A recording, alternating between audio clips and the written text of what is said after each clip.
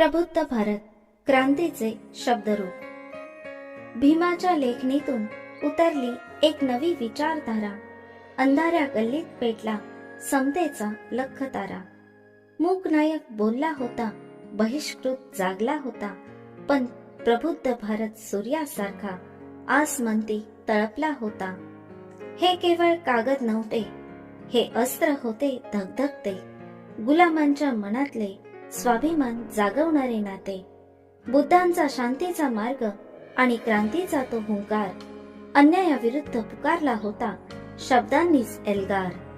जातीपातीच्या बेड्या तोडून माणूस जोडला साऱ्यांनी, नव भारताचे स्वप्न पाहिले त्या अथांग डोळ्यांनी.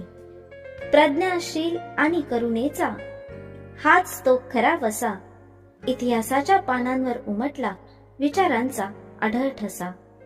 आजही त्या शब्दांतून नवी उमेद मिळते, प्रबुद्ध भारताच्या रूपाने माणुसकी पुन्हा फुलते. बाबासाहेबांच्या संकल्पाचा तो जिवंत हुंकार आहे. प्रबुद्ध भारत हाच आता प्रगतीचा आधार आहे.